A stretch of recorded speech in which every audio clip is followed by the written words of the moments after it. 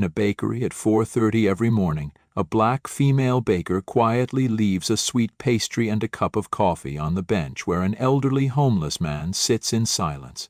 For 6 years no one knew his name, only his steady eyes remained unchanged. People said she was naive, wasting her time. But on her wedding day the man showed up in a worn suit, and then 12 U.S. Marines arrived, stood in formation and saluted her, to honor the woman who had quietly saved a hero. Before we dive in this story, let us know where you're watching from. We love to hear your thoughts. Emily Sanchez unlocked the back door of Sunrise Bakery at 4:30 every morning, same as always. The street was still asleep, wrapped in that bluish pre-dawn silence, the kind only people who work too early or stay up too late ever really know. She wasn't tall, maybe 5'3", 5'4" on a good day. Her dark brown hair was always tied back in a low ponytail under a faded blue bandana, and her white apron already had a few coffee stains from the morning prep. She had the kind of face people called gentle but forgot to describe after they turned away. In the bakery, she was the head pastry chef, had been for 6 years now, known for her buttery croissants and cinnamon rolls that melted on your tongue like memory. But before she rolled a single sheet of dough, she always did something else first. She stood at the stainless steel counter, wrapping one croissant in parchment. A second later, she poured hot coffee into a to-go cup. Her hands moved quickly but carefully, not rushing. Then she scribbled on a napkin, "Wishing you a peaceful day," folded it once, tucked it under the pastry. Then, with the food in hand, she stepped out the back door into the alley. The bench was across the street from the bus stop, half hidden under an old elm tree. That's where he sat. Every day, same bench, same posture. An elderly man, white hair tucked under a tattered knit cap, coat far too thin for mornings like this. She never asked his name. He never offered it. Some mornings he looked up, most he didn't. But whenever she set the package down beside him, he gave a small nod, never anything more. His eyes, when they did meet hers, held something heavy. Not anger, not gratitude either. Just presence. A quiet kind of survival. Inside the bakery, a voice cut through the warmth of flour and early music. "She's out there feeding that bum again," whispered one of the newer employees, loud enough for Emily to hear. "5 years now, still thinks she's saving the world with pastries," came another voice. Emily didn't turn around. She rolled the dough slowly, pressing the rolling pin down with quiet force. Her heart didn't race, but there was a weight in her chest that had settled there long ago. The bakery had changed hands 3 months ago, new management, sharper suits, polished smiles. During her last performance review, her supervisor, some mid-30s man who smelled like expensive cologne and spreadsheets, had said, "It's admirable, Emily, honestly, but some customers have mentioned feeling uncomfortable. Maybe donate to a shelter instead, something more structured." She had nodded, smiled politely, and changed nothing. She just started coming in earlier, 15 minutes before anyone else, slipping out the door before even the prep cooks arrived. She thought no one had noticed. Until last week. The new girl, Sierra, barely 20, eyes always on her phone, had seen her coming back in with an empty to-go tray. "Seriously? You're still doing that?" Sierra had said, raising an eyebrow. Emily looked at her, pausing just long enough. "It's just breakfast," she said. Sierra scoffed. "He's just using you." Maybe. Emily didn't know. What she did know was that no one else saw him, not really. They saw a problem, a presence to avoid, someone who didn't belong. But she saw a man, cold, quiet, alone. Her mother used to say she was too soft-hearted. "Always giving away what you earn," she had warned when Emily first got engaged to Marco, the firefighter with the crooked smile and old soul. But Emily never believed kindness was something you could waste, especially not on people the world already threw away. She watched the bench from the window as the sun started to rise. He was still there, still silent, still dignified in a way most people couldn't understand. That morning, when she handed him the wrapped croissant and steaming cup, she hesitated, just for a second.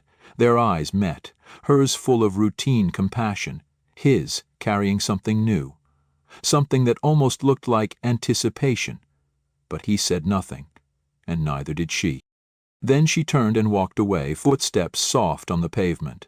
Behind her, the bench creaked as he shifted slightly, holding the warmth in his hands like it might disappear.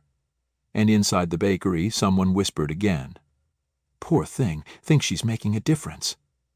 Emily wiped her hands on her apron, heart steady now, face calm. She didn't say a word, but inside, a quiet certainty lived. Maybe I am. The morning crowd was heavier than usual, the kind that came in waves, loud and impatient, orders flying over the counter, coffee spilling, names called out half correct. Emily moved with practiced calm, sliding trays in and out of the oven, wiping counters, checking timers. Her hands did what they always did, work without complaint, but her ears caught every word that slipped through the noise. It started with a whisper near the front register. Sierra again, leaning in toward a young woman in yoga gear who was tapping her phone screen with a manicured nail. "You know what's crazy?" Sierra said, loud enough for anyone nearby to hear. "That woman right there." She tilted her head toward Emily without pointing. "She's been feeding that old guy on the bench every day for like 5 years. She thinks she's, I don't know, some kind of bakery saint or something." The customer raised an eyebrow. "Seriously?" "Every morning," Sierra continued. "She comes in early just to make him a breakfast, wraps it like it's gold, then acts like nothing happened. Poor thing, thinking she's making a difference." Emily didn't flinch. She folded the parchment around a tray of cinnamon rolls. Her fingers moved slowly now. Too slowly. The metal tray felt heavier than usual. The yoga woman glanced over, eyes narrowing with vague curiosity and something else. Pity. She smiled tightly, like someone looking at a child who didn't know better. Then she turned back to Sierra and whispered something that made them both laugh. Emily's face didn't change, but inside, the laugh hit like a slap. She wasn't embarrassed, not exactly. It was more complicated than that. It was the feeling of being observed through a lens you didn't ask for, of being assigned a story that wasn't yours. She walked into the back room, closed the door. Just for a moment. The silence hit her first, then the hum of the fridge and the quiet tick of the wall clock. She stood still, her hands pressed against the stainless steel table, breathing through her nose. They don't understand, she thought. They don't need to. But the truth was, it hurt more than she wanted to admit, not because they mocked the action, but because they reduced it to something so small, so performative. They didn't see the mornings when the man's hands trembled so badly he could barely hold the coffee. They didn't see the time he left a napkin with 4 words that still sat folded in her wallet. "Thank you for seeing me." The bakery door opened again. Rush hour wasn't done with them. Emily stepped out, pulling her apron straighter, chin just a little higher. As she reached for another tray, her manager approached. His name was Kyle. Always smiling like he just closed a deal, polished shoes, rolled up sleeves even when it wasn't hot. "Hey, Emily," he said, his voice casual but measured. "Can I grab you for a minute?" She nodded, followed him to the side hallway. "I overheard something earlier," he began, his hands sliding into his pockets. "Customers talking. About your morning tradition." She said nothing, just waited. "It's not that anyone's upset," he continued quickly. "It's just, some people find it a little strange that it's been going on so long. You're feeding someone off the books, and we've had some complaints about comfort levels." Her voice was steady. "Complaints from who?" He hesitated. "Let's just say, some folks feel uneasy seeing that kind of charity in the same space where they're buying $6 lattes." Emily stared at him. "You want me to stop," she said. Not a question, a confirmation. Kyle smiled again. "We're just asking you to be mindful. Maybe find a shelter, something a little more official. That's all." She nodded once. Not in agreement. Then she walked past him, back into the kitchen. That evening, after the bakery closed, Emily didn't go straight home. She sat in her car across from the bench. The man wasn't there. Just the empty wood, the tree, the streetlight blinking yellow. Her fingers reached into her wallet, unfolding the napkin again. 4 words, still faint but legible. "Thank you for seeing me." She stared at them for a long time. Let them whisper, she thought. Then she turned the key in the ignition and drove home in silence, her chest heavy but her path unchanged. The morning of her wedding came faster than Emily expected. The air outside the church was crisp, with just enough breeze to catch the edge of her veil as she stood by the window in the bridal room. She could hear the faint hum of arriving guests below, the rustle of programs being handed out, soft music from the quartet warming up near the altar. Her hands trembled slightly as she adjusted the sleeves of her simple white dress. Nothing fancy, just something she and Marco had picked together at a second-hand boutique. It felt like her. The makeup artist was still packing up brushes when Emily moved to the window again, drawn by a strange pull in her chest. Across the narrow street, half hidden in the late morning sun, someone stood awkwardly near the edge of the church entrance, not with the crowd, not looking for anyone. It was him, the man from the bench. But this time he wasn't hunched or buried in a tattered coat. He stood straighter, his silver hair combed back. He wore a suit, old but carefully pressed. The shoes were worn but polished. His eyes scanned the building not with expectation but with something quieter, reverence maybe, or hesitation. Emily's breath caught. She stepped away from the window, heart pounding now, that same steady rhythm that used to come when she thought no one believed in what she did. Her wedding planner, Dana, bustled in a moment later, clipboard in hand and Bluetooth earpiece flashing. "Emily, we're ready for the processional in 5 minutes. You'll walk with your father, and then—" She paused, noticing the bride standing near the door, distracted. "Is something wrong?" Emily didn't answer. She was already moving.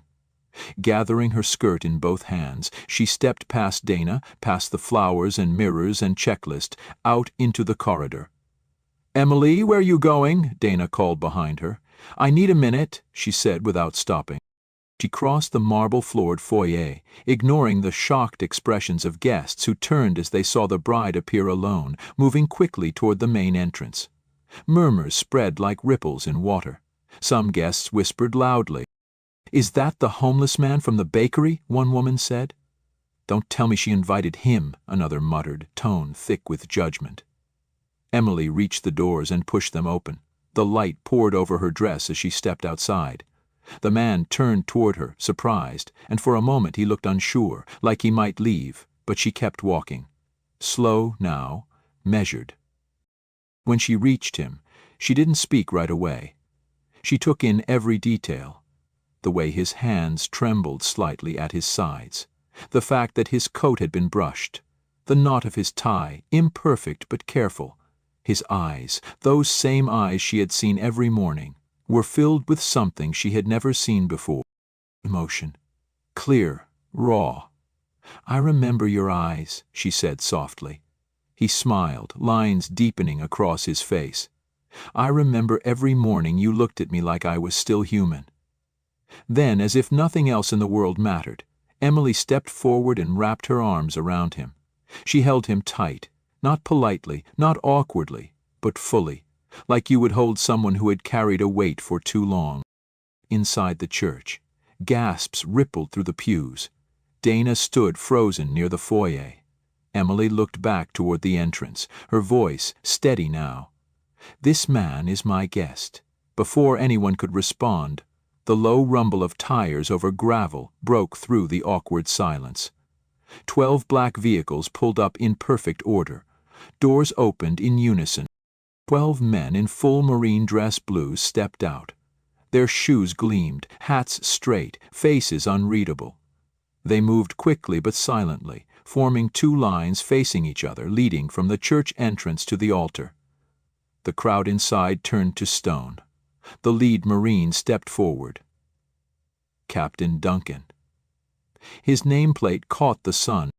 He marched to the church doors. came to attention before Emily and the man beside her, and saluted with sharp precision. "On behalf of Alpha Company, 3rd Battalion, 5th Marines," he said, voice ringing out clear, "we are here to honor the woman who sustained a hero for 6 years." Emily blinked. The man beside her looked down. Captain Duncan turned slightly.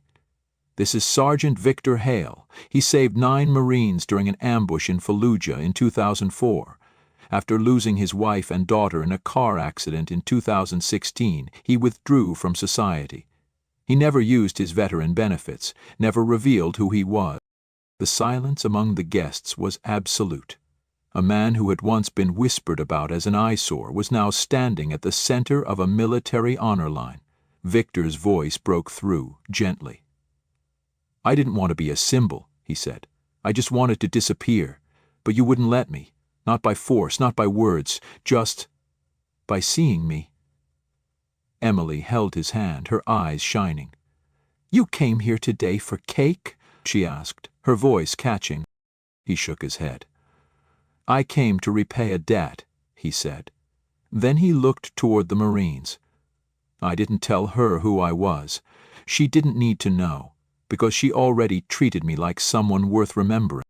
And for the first time in her life, Emily Sanchez felt what it was like to be truly seen, not by what she had done, not by the way she looked, not by her job or her title, but by the life she chose to show up for morning after morning, without expecting a thing in return.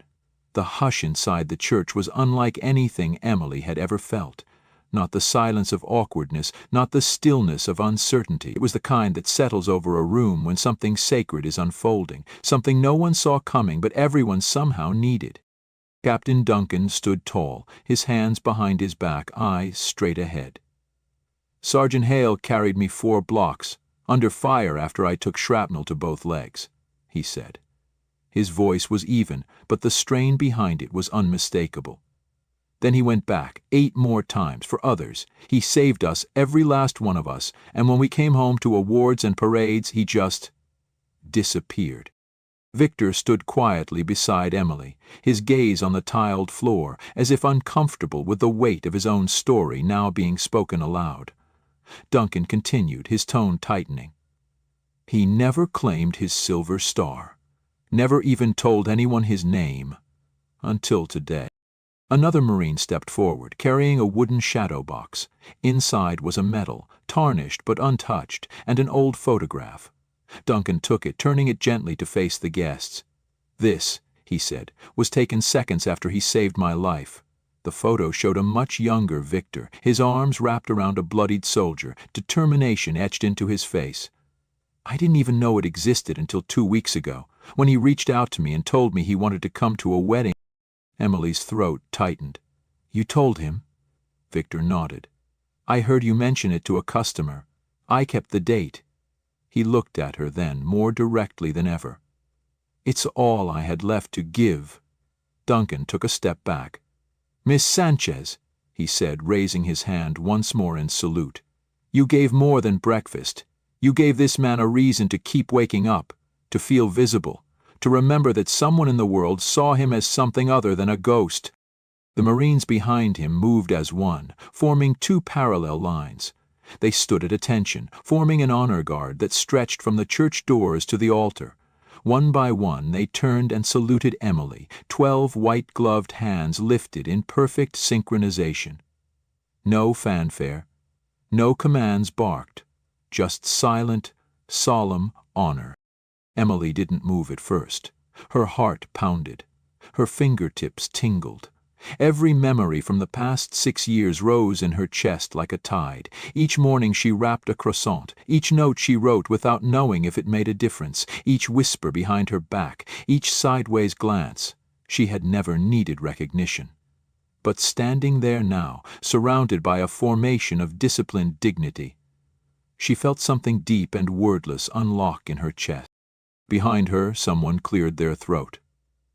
"I work with Emily," a voice said. It was one of the pastry assistants, voice trembling slightly. "I used to laugh at her. I thought she was naive.